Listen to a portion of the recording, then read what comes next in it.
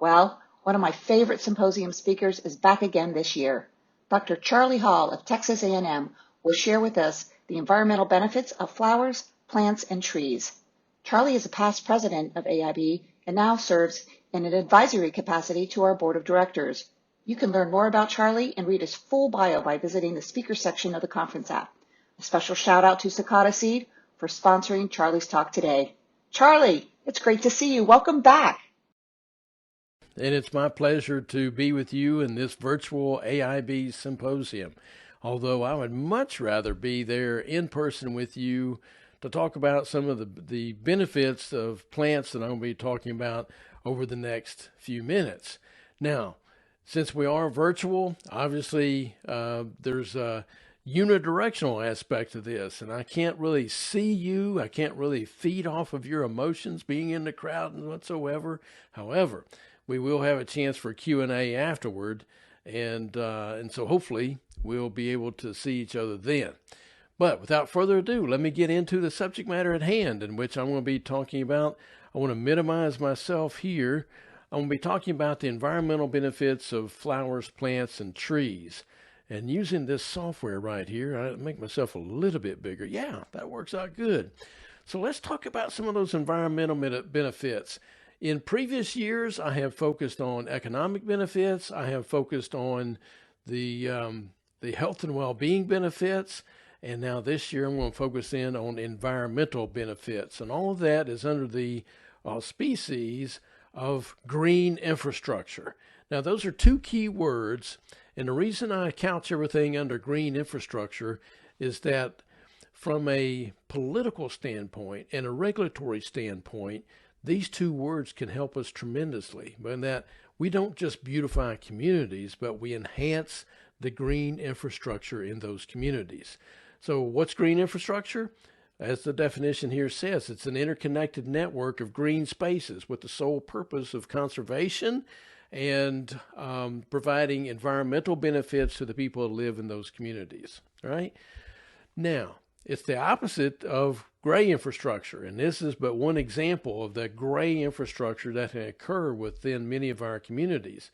This looks like I-10 out of Houston, right? It's just ridiculous in terms of the traffic and the flow and everything.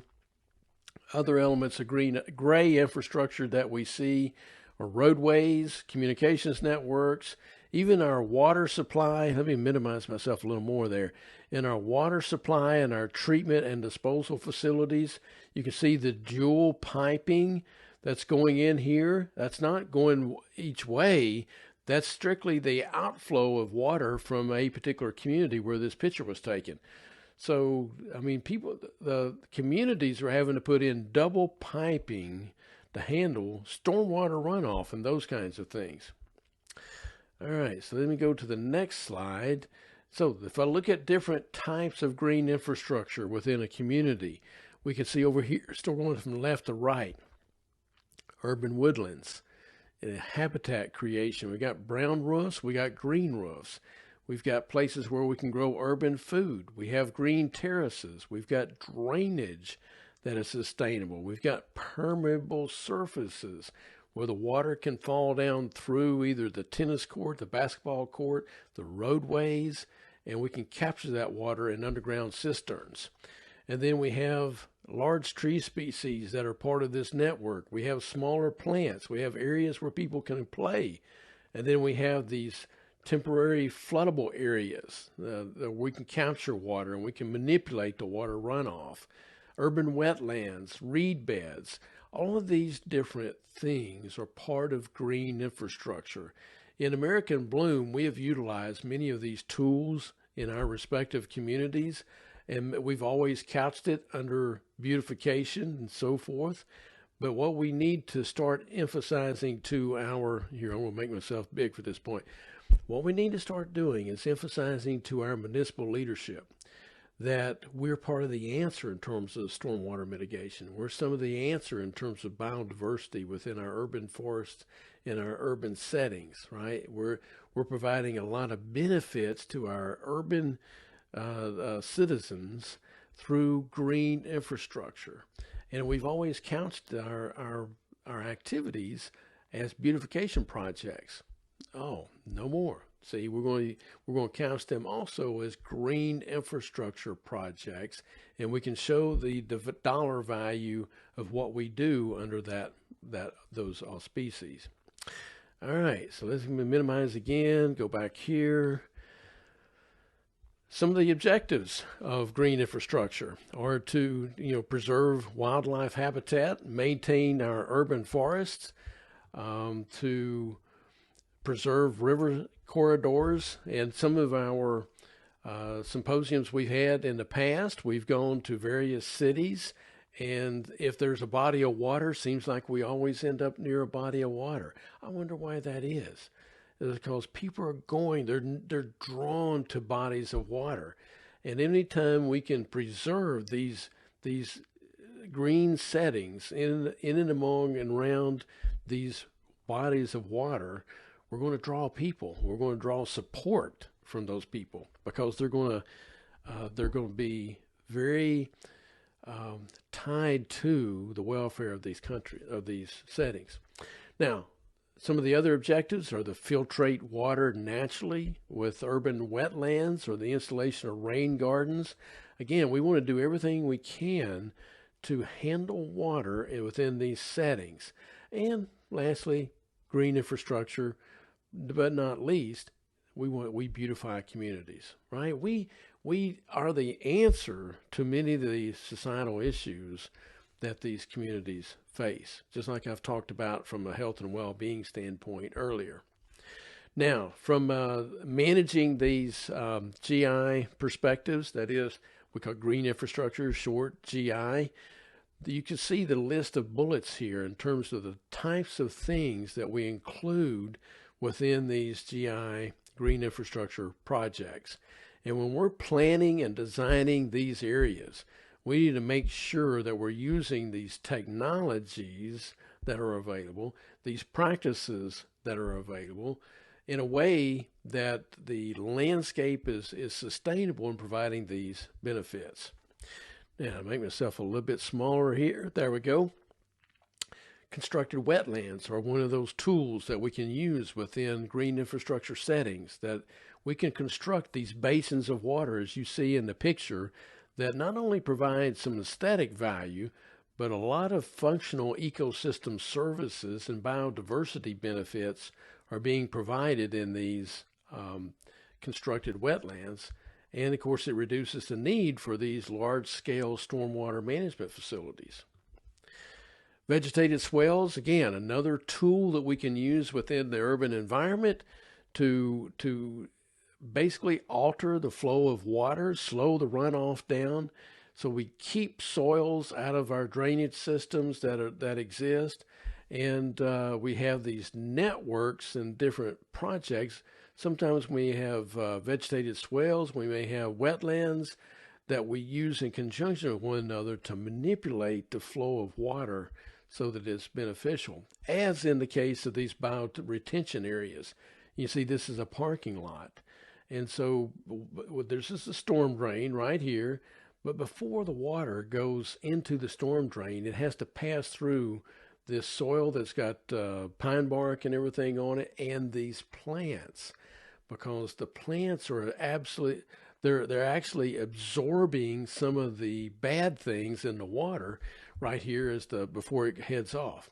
And you can see the pervious paving. You can see the difference on the left here in this picture. That's not permeable paving. That's not impervious. I mean, it's not pervious. It's impervious.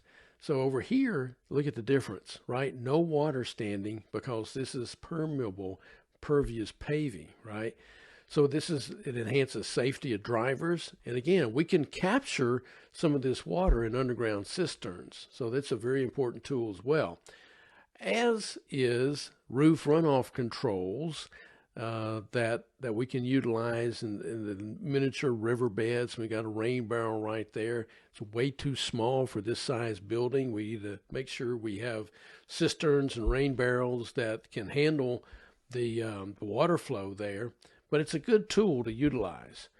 Now, green infrastructure also incorporates a lot of sustainable design. As I said, we make sure that within our cities, our communities, that we're designing in a way that's sustainable, that we're not having to use inputs that are highly intensive, that we can manage our green infrastructure, our beautification projects with the resources that we do have. Because it, it I know it takes a lot to convince municipal leadership sometimes to put the resources towards these green infrastructure projects.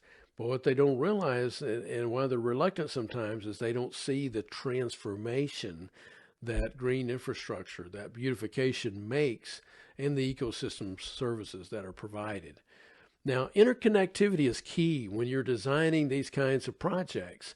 And even within the AIB communities in which I've had the privilege to go to, we have these hub and spoke kinds of settings where we have a hub, a core green infrastructure, maybe a park, it may be a greenway. We have these core green areas that we've beautified, and then they act as a hub on this network, and so they're connected. Maybe that's a rails to trail corridor right there that connects these things. But if you can connect these hubs and core green infrastructure areas, then that interconnectivity, they all act synergistically, right? So you've got people living and working in these areas. Maybe that's the workplace in the center, people living in the outside areas. So there's linkages between these green infrastructure networks. That's when the power really begins.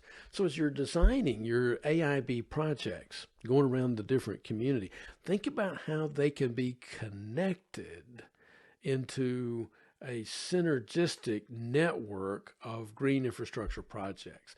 What would it take to connect this side of town to the other side of town in terms of the green infrastructure you're providing? Now, so these components can be wetlands, woodlands, waterways. They got a string of W's there. Wildlife habitats, public and park spaces, greenways. You got all these different links, and you have water sources that run through here, and you got trails that are intermingled. Again, you got a network of things that are going on to enhance the quality of people's lives that live in these communities. That's what it's all about. It's enhancing the quality of people's lives. So, Mr. Mayor, not only are we beautifying the area, not only are we reducing stormwater runoff, not only are we enhancing the biodiversity within our community, but we're providing a lot of ecosystem services that have a value attached to them. And that's pretty critical. An example is Philadelphia. And we visited Philadelphia, right? As one of our AIB symposiums, and they have a Clean City, Clean Waters program there. If you look at the map of the city proper, you can see all these blue dots here in this center diagram. All of these are water and green infrastructure projects intermingled, right? So you got a curbside bed that's doing some of the same mitigating of water runoff and so forth, and it's helping to act as a bioremediation and filter the water before it goes into the storm drain, right? So you got all kinds, just the small projects, some big projects, but they're all intermingled. You can see 742 stormwater tree trenches, 195 stormwater planters, 49 swells, 25 other projects. See, I've just read off some of these projects, and that's just about a fourth of them. So there's a lot of different kinds of projects, all synergistically operating in conjunction with one another and providing societal benefits. And I've got examples of each one of these, so I won't go through them right now. Let's talk air quality improvement. Again, the urban forest in the city of Chicago, for example, 11% of the forest cover in Chicago sequesters 155,000 tons of carbon. That's a tremendous ecosystem service benefit. And because of the particulate matter, it reduces the trees, as we know, reduce the particulates. I talked about this last year, out of the air. And so 8 lives are saved just from the reduction of particulates. And this was a study that was done several years ago. All right, so we can modify the microclimates. You can see the heat island effect in the cities. Here's the main part of the city in this diagram. It's hotter in the city because you got sun bouncing off the concrete. The more you intermix green spaces, it reduces those urban temperatures. And so those urban temperatures may be 8 to 10% hotter than the surrounding countryside. And so increasing green space by 5% and replacing dark roofs with lighter surfaces could lower overall temperatures by 4 degrees Fahrenheit. And to make that conversion to every 1 degree C, you can reduce air conditioning usage by as much as 20%. So all these areas that are red in this diagram, you have microclimates, right? And so these are potential heat islands because of all the gray infrastructure in these areas. We need more green infrastructure in these areas to reduce that heat island effect. And again, the trees serve as windbreaks, again, reducing the energy that's needed to heat and cool residential homes. Stormwater management. You can imagine the atrocities that occur whenever there's flooding. You get stormwater mixed in with potable water, and it's just a terrible situation. So again, a lot of the flooding can be mitigated with green infrastructure, and we can manipulate the movement of water and the filtration of water within these green infrastructure areas by designing them properly. We can enhance the habitat and the biodiversity.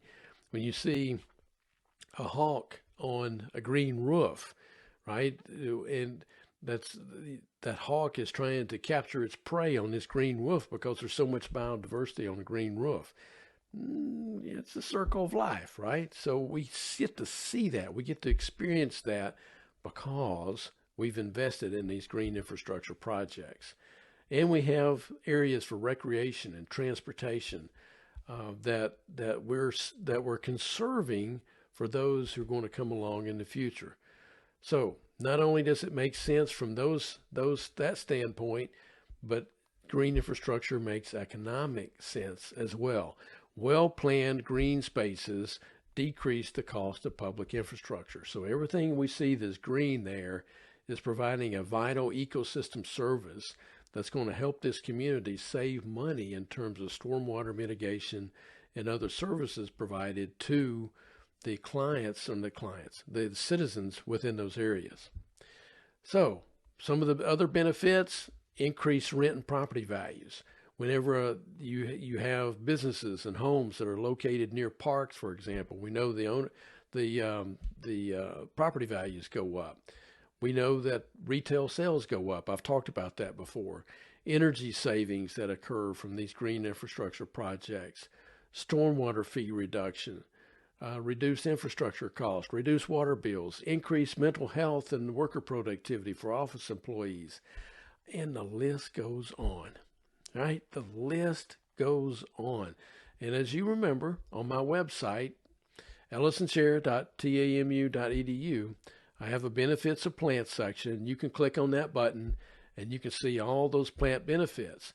But even if you don't want to venture over there, you can just go to the American Bloom website, because there's a benefits of plants section on there where a lot of the research that I talk about is also located on our AIB website. There you go. Case study, Lancaster, PA. Some of the valuation of these ecosystem services. If you look at the green roofs and the tree planting and the bioretention areas and the permeable pavement and water harvesting that goes on, yep, there's a lot of benefits.